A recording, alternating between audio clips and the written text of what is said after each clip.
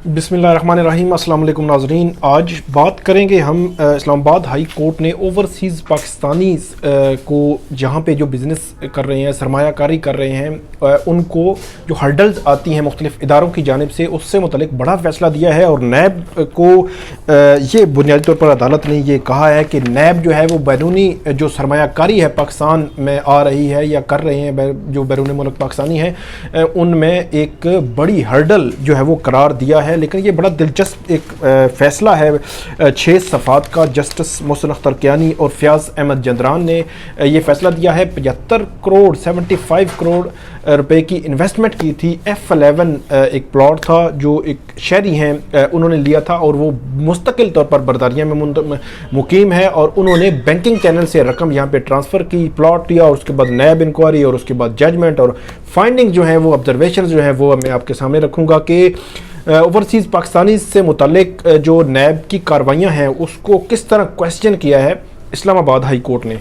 फ़ैसला क्या है इसका सारा मतलब मैं आपको बता देता हूँ। 6 सफ़ात पर मुश्तमिल ये फ़ैसला है। राजा ज़फ़र अब्बासी इसमें पटिशनर हैं और उन्होंने ये कहा है कि नासिर महमूद अब्बासी जो पटिशनर रिस्पोंडेंट 4 हैं, उन्होंने बुनियादी तौर पर बरतानिया में जो मुकीम है मुस्तकिल पर यहाँ पे इन्वेस्टमेंट की थी।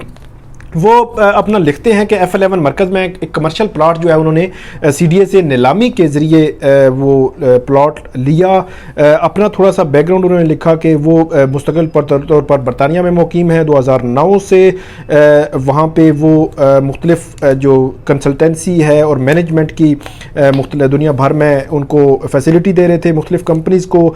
इसके अलावा एक फ़ूड की चैन थी, उसमें डायरेक्टर वो तैनात हुए। उसके बाद उनके कज़न थे यहाँ पे, उन्होंने 2012 में उनको कहा कि यहाँ पे इन्वेस्टमेंट करें, सरमायाकारी करें पाकिस्तान में।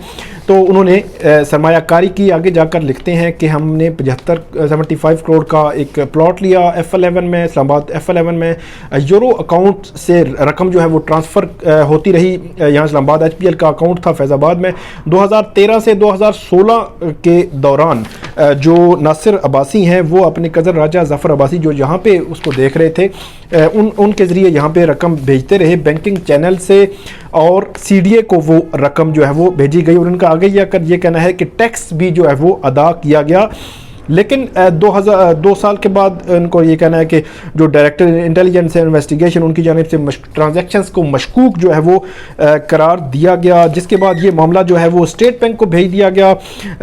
पटिशनर दरख्वास्त गुजार का ये कहना है कि उन्होंने नैब जो जितनी भी वजाहत थी उन्होंने कर दी, लेकिन इसके बावजूद नैब ने इंक्वायरी शुरू कर दी और प्रॉपर्टी जो है वो उसको उस पर काशन लगा दिया। काशन मतलब ये है कि उस प्रॉपर्टी की नकलो हरकत और उस पर कोई काम करना कुछ भी मतलब उसमें नहीं किया जा सकता।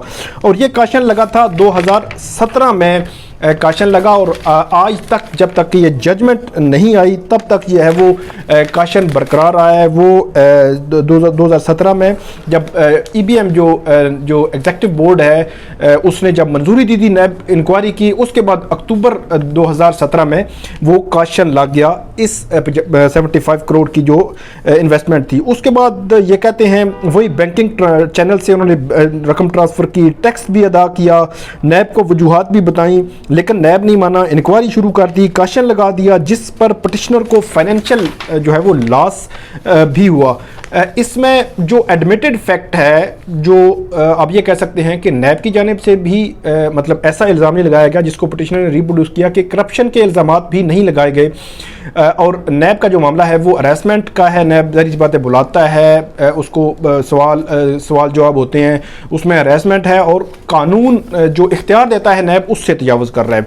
ये इन्होंने इसमें प्ली ली इस अपने केस में, और सेक्शन 116 इनकम टैक्स ऑर्डिनेंस 2001 के तहत सोर्स ऑफ इनकम भी जो है वो उन्होंने बताई कि क्या है, इसलिए नैब की जो इंक्वायरी है कालादम करार दी जाए और प्रॉपर्टी काशन ख़त्म किया जाए। ये केस था पटिशनर का। नैब के जो तफ्तीशी हैं उन्होंने ये कहा कि 24 अप्रैल 2017 को फाइनेंशियल मॉनिटरिंग यूनिट की जानिब से रिपोर्ट मौसूल हुई, जिसमें रकम जो जितनी भी ये ट्रांसफ़र हुई उसको मुश्तबा करार दिया गया। और 2014 से लेकर 2016 के दरमियान HBL से यूरो की रकम, यूरो अकाउंट की जो रकम थी पाकिस्तानी ट्रांजैक्शंस हुई, उसमें सारी अमाउंट जो लिखी गई है اور ٹیکس پر بھی کوشچن کیا گیا نیب کی جانب سے، پٹیشنر کے ٹیکس جو ریکارڈ سے متعلق بھی. تاہم جو اس میں تفتیشی افسر تھے انہوں نے عدالت کو یہ بتایا تھا کہ اس میں معاملہ جو ہے وہ پینڈنگ ہے اور اپروول، حتمی اپروول جو ہے وہ اس نے چیئرمین نیب نے دینی ہے. اس میں جو یورو میں ظاہر سی بات ہے رقم وہاں سے آئی اور پاکستان میں اس میں کنورٹ ہو کے یہاں پہ سی ڈی اے کو وہ جمع کروائی گئی. 18 اگست 2017 کو نیب کی ایگزیکٹو بورڈ کی میٹنگ تھی، اس میں یہ معاملہ رکھا گیا اور اس میں انکوائری منظور کی گئی. اور اس کے بعد 26 اکتوبر 2017 کو ان کی جو پراپرٹی تھی، جو ان کا وہاں پہ انویسٹمنٹ تھی، اس کو کاشن لگا دیا گیا. اس کے بعد عدالت آگے لکھتی ہے کہ جب جو تفتیشی افسر نے عدالت کو یہ کہا کہ جو فائنڈنگ ہے وہ چیئرمین نیب کو بھیجی ہوئی ہے، تو عدالت نے تفتیشی افسر کو کہا کہ جو فائنڈنگ آپ نے بھیجی ہوئی ہے وہ عدالت کو بھی بتائیں.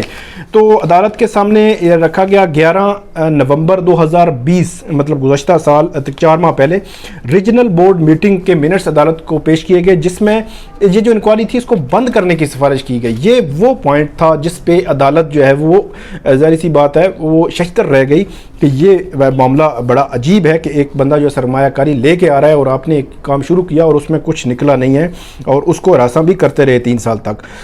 آگے جا کر عدالت یہ لکھتی ہے کہ تفتیشی افسر نے انکوائری بند کرنے اور مزید کوئی ایکشن نہ لینے کی ہے جو وہ سفارش کی. اب معاملہ چیئرمین نیب کے پاس ہے اور انکم ٹیکس آرڈیننس کے تحت یہ رقم جو ہے وہ بینکنگ چینل سے یہاں پہ آئی. اگر سیکشن 5 جو ہے وہ protection of economic reforms act 1992 اس کے تحت جو ہے وہ عدالت نے یہ بھی کہا ہے کہ امیونٹیز بھی ہیں فارن کرنسی اکاؤنٹس کو.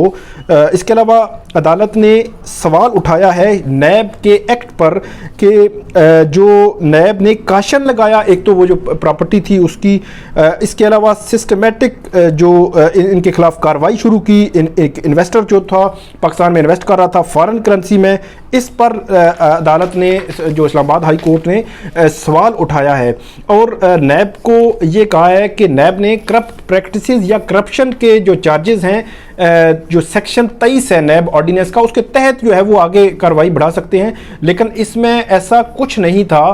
تو عدالت نے یہ بھی کہا ہے کہ جو اسلام آباد ہائی کورٹ نے اوورسیز پاکستانی کے خلاف جو نیب کی کارروائی تھی اس کو غیر قانونی قرار دیا ہے اور کالعدم قرار دیا ہے اور یہ کہا ہے کہ نیب کی کارروائی بیرونی ملک سرمایہ کاروں کے اعتماد میں کمی کا جو ہے وہ باعث بن رہی ہے اور بغیر ثبوت اوورسیز پاکستانی سرمایہ کار کے خلاف نیب کارروائی بدنیتی پر مبنی ہے. یہ بھی کہا ہے عدالت نے. اس کے علاوہ نیب حکام نے اوورسیز پاکستانی کو 3 سال جو ہے وہ الجھائے رکھا اور آخر میں انکوائری جو ہے وہ بند کر دی. اس میں جو ادارہ ہے بطور ادارہ نیب اس کا بھی وقت ضائع کیا گیا اور جو جس میں جو انویسٹر تھا بیرونی ملک پاکستانی ہیں وہ انویسٹ کر رہا تھا یہاں پہ، اس کا بھی وقت جو ہے وہ ضائع کیا گیا.